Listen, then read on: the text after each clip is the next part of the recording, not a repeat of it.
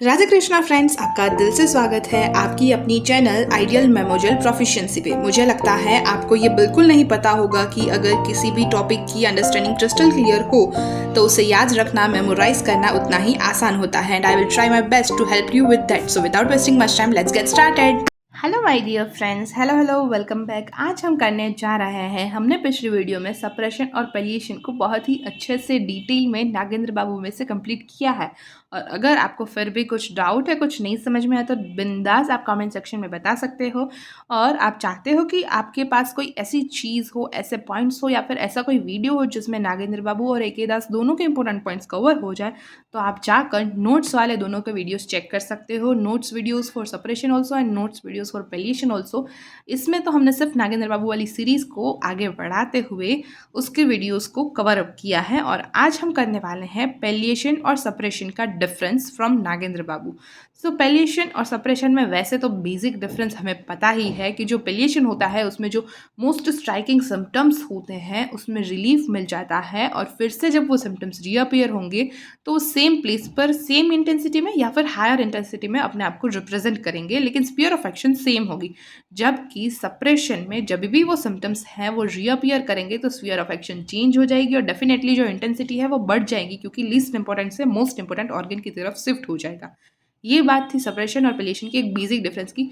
लेकिन एग्जाम में आएगा तो एक एक पॉइंट बोल के थोड़ी ना जाने दोगे, 4-5 पॉइंट्स तो आने ही चाहिए। तो इसीलिए देखते हैं कि क्या डिफरेंस है। सबसे पहला, palliation. It is a speedy and temporary relief of symptoms और a group of symptoms without curing the disease.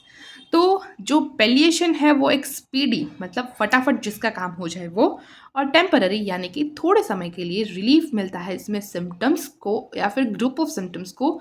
यहाँ पर हम क्योर ऑफ द डिसीज के लिए कुछ नहीं करते। जबकि सप्रेशन में सडन सिजेशन और inhibition of the disease at the cost of new disease, वहाँ पर हम सडनली उस डिसीज को स्टॉप कर देते हैं, इनहिबिट कर देते हैं थ्रू एक्सटर्नल मीन्स या फिर किसी भी तरीके से, फिर चाहे न्यू डिसीज ही क्यों ना हो जाए बॉडी में, क्योंकि स्फीयर ऑफ एक्शन पूरी की पूरी चेंज हो जाएगी।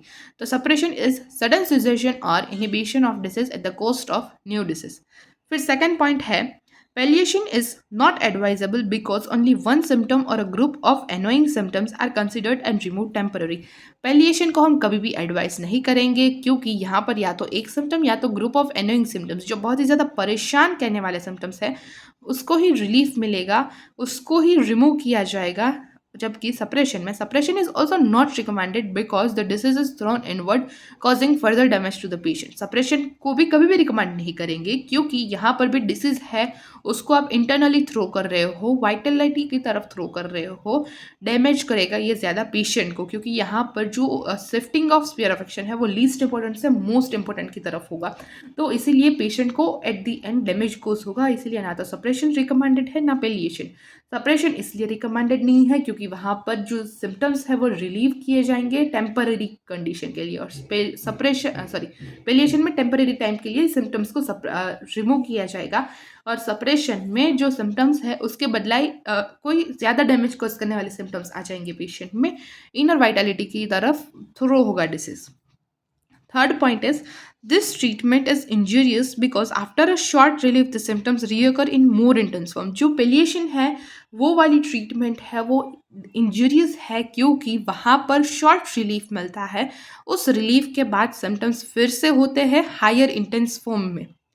और जबकि सप्रेशन में this method of treatment is wrong because the symptoms are taken wrong direction, they are in the reverse order of Hering's law.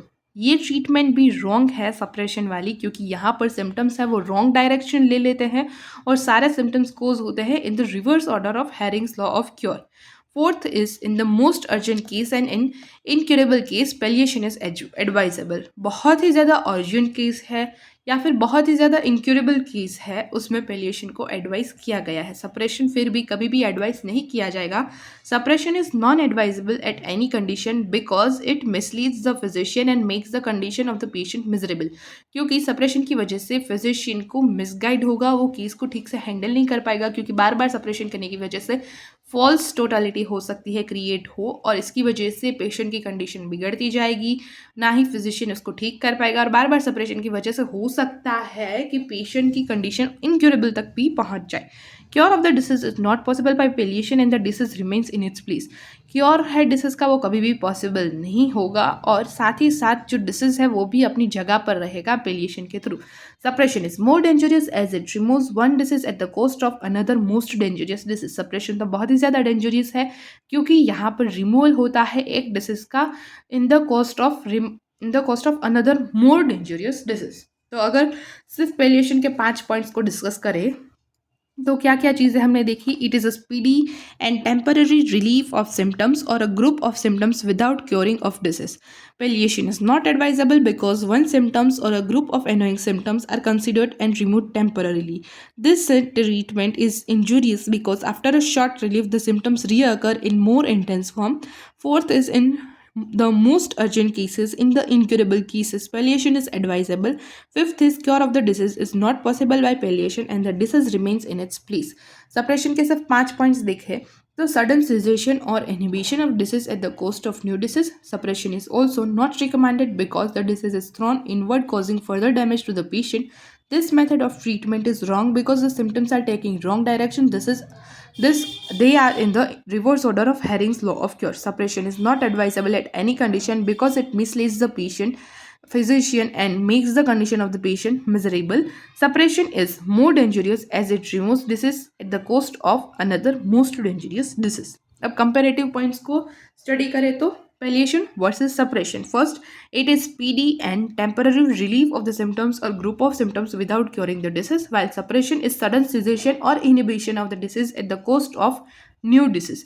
Palliation is not advisable because one symptom or a group of annoying symptoms are considered and removed temporarily. Suppression is also not recommended because the disease is thrown inward, causing further damage to the patient. The treatment is injurious. Palliation is injurious because after short relief, the symptoms reoccur in more intense form. The method of treatment wrong because the symptoms are taking wrong direction. These are in the reverse order of Hering's law of cure. In most urgent cases, in the incurable cases, palliation is advisable while suppression is still not advisable condition because it misleads the physician and makes the condition of the patient miserable. यानी कि palliation फिर भी कभी urgent cases में, incurable cases में advisable है, लेकिन suppression कभी भी एडवाइजेबल नहीं है क्योंकि ये पेशेंट को भी बहुत ही ज़्यादा हार्श कंडीशन में डाल देता है और फिजिशियन को भी मिसलीड करता है. Fifth is cure of the disease is not possible by palliation and the disease remains in its place. जबकि suppression is more dangerous as it removes one disease at the cost of another most dangerous disease. अब 5 point से remember करने का बहुत ही simple तरीका है. वैसे तो इसी वीडियो में 2-3 बार बोलकर पूरा रिवाइज करवा ही दिया है, लेकिन पहला तो दोनों की डेफिनेशन, फिर सेकेंड केस में कब आप उसको एडवाइस करोगे. तो पैलिएशन है वो कभी भी एडवाइजेबल नहीं होगा क्योंकि कुछ ही एनोइंग सिम्टम्स है वो आप इसमें क्योर करोगे, लेकिन सप्रेशन को भी आप कभी भी एडवाइस नहीं करोगे क्योंकि यहाँ पर तो इनवर्ड वे में स्फीयर ऑफ एक्शन ट्रांसफर हो रहा है. फिर ट्रीटमेंट, तो पैलिएशन कैसी ट्रीटमेंट है और सप्रेशन के थ्रू कैसी ट्रीटमेंट है उसके बारे में बात की गई है और उसके क्या कॉजेस, मतलब क्या साइड इफ़ेक्ट्स है उसके बारे में. फिर मोस्ट अर्जेंट केसेस में या फिर कैसे केसेस में एंड में आप पैलिएशन को सजेस्ट करोगे. तो पैलिएशन फिर भी अर्जेंट केसेस में, इनक्यूरेबल केसेस में सजेस्टेड है, एडवाइजेबल है, लेकिन सप्रेशन फिर भी एडवाइजेबल नहीं है. और क्योर क्या पॉसिबल है पैलिएशन के थ्रू? नो.